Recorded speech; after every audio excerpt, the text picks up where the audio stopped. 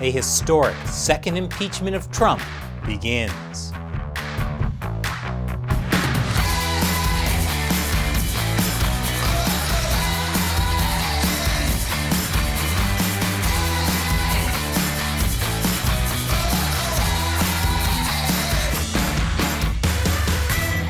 Welcome to America Uncovered. I'm Chris Chappell. We are just a few weeks into the presidency of Joe Biden. I miss Trump. We all do. And by we, I of course mean the media. You don't know what it's like. We depended on him. Even on a slow news day, Trump always had some kind of insane tweet we could talk about. We don't even have him on Twitter anymore. It's killing our viewership. In a post-Trump world, ratings are down everywhere. From CNN to Fox News. The media thrives on outrage. Sure, we've tried to find outrage replacements. But Joe Biden wearing an expensive Rolex at his inauguration isn't gonna cut it. Where are the kids in cages? Oh, now they're called overflow facilities for migrant children. Boring! The media is a circus.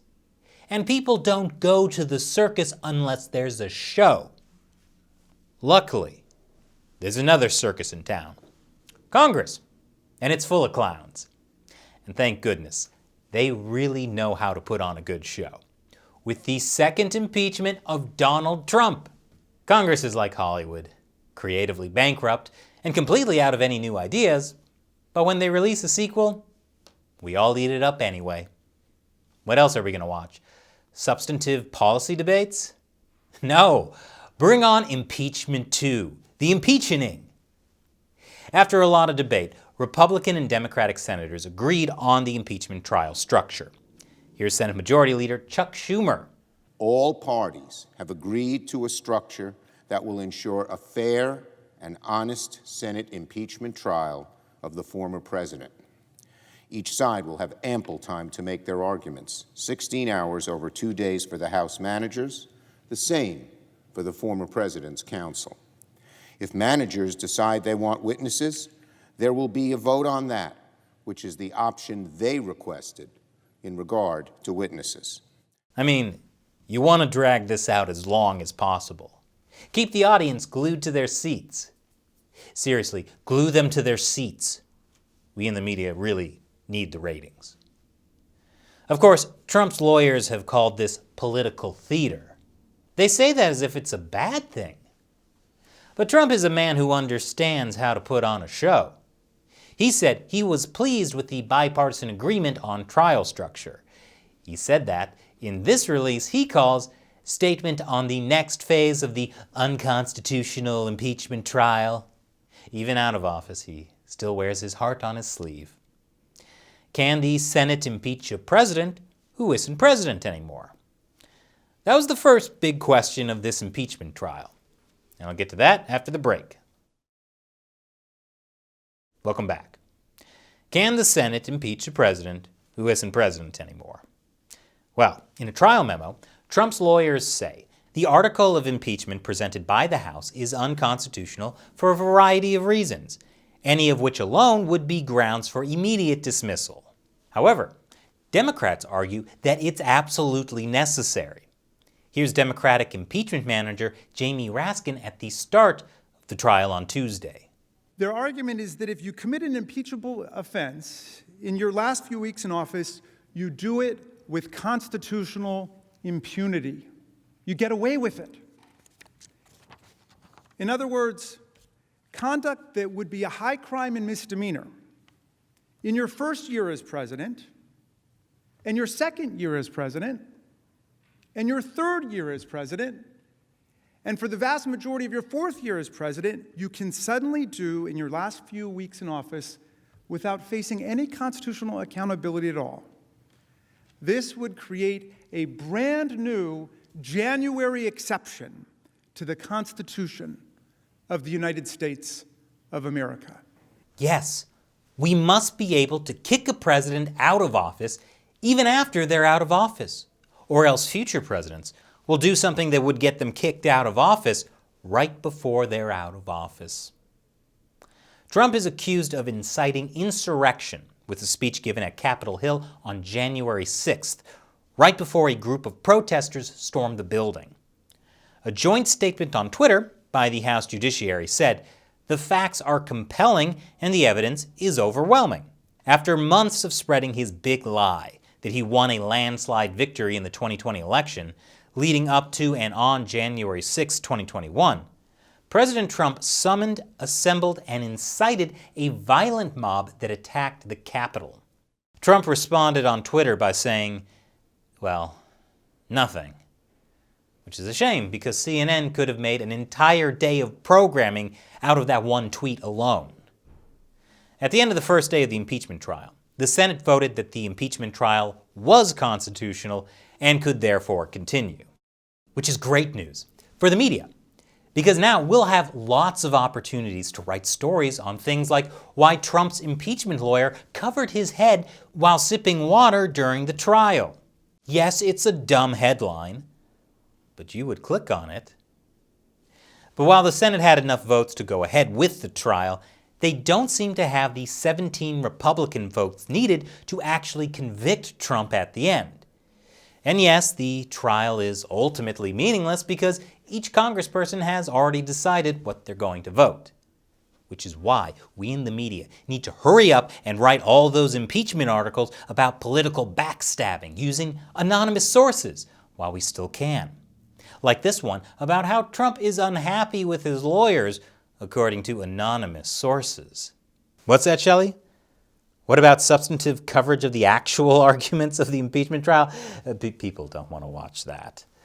They want to know the 6 most interesting first-day moments, especially the ones involving drama. Here's one moment that was full of drama.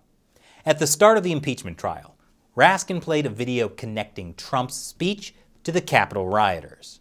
We will stop the steal. Today I will lay out just some of the evidence proving that we won this election, and we won it by a landslide. This was not a close election. And you can't vote on fraud. And fraud breaks up everything, doesn't it? When you catch somebody in a fraud, you're allowed to go by very different rules.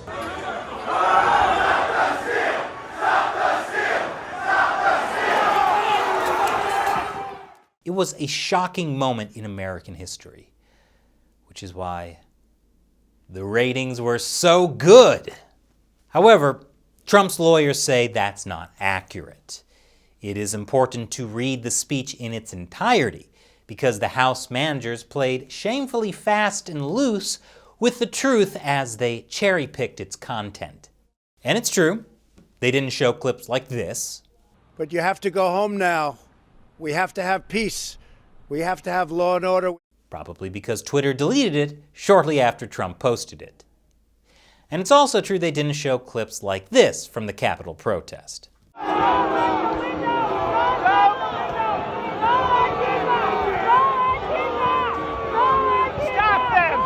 But come on, that doesn't get the ratings. That's why most people who watch CNN have never seen that clip. So can the trial prove that Trump was inciting insurrection with his speech? From a legal perspective, it will be hard to do. The First Amendment guarantees free speech.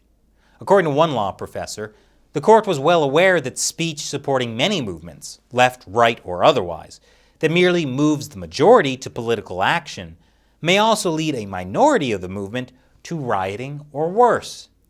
It deliberately created a speech protective test that was very hard to satisfy, which is good because a lot of other people would otherwise be in trouble too.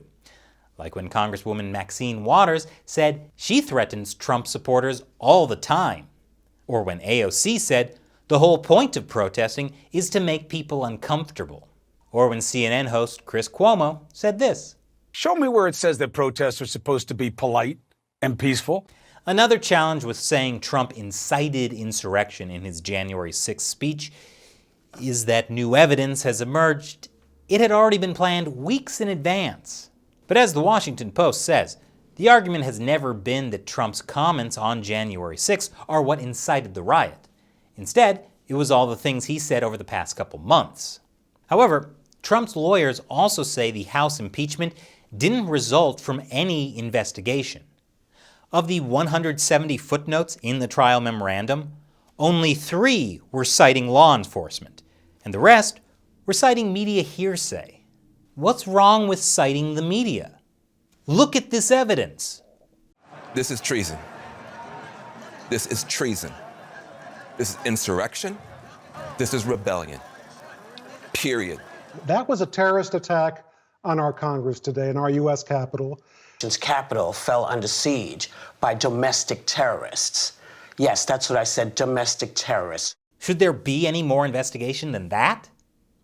And yet, Trump's defense makes the bogus claim that media reports and reporters' opinions are not facts, and most assuredly are not facts that should form the basis for instituting the grave power of impeachment. Look, if facts got ratings, we would use them. Because the fact is, it's very unlikely the Senate will convict Trump. That requires 2/3 of the Senate. So at least 17 Republicans will need to join 48 Democrats and 2 independents in voting to convict Trump. But we in the media aren't here to give you facts. We're here to keep Donald Trump in the news. What really matters is that you, the viewer, continue to tune in and watch our corporate sponsors so that the 5 companies that control most of the media in the U.S. make unholy sums of money. What's that, Shelley? We're not part of those 5 companies? Compared to CNN, we make next to nothing? Wait, why are we doing this show then? We're trying to inform people of the facts? No. We need to get on the impeachment trial gravy train, because the best thing about a political circus is the show never ends. So please, keep watching.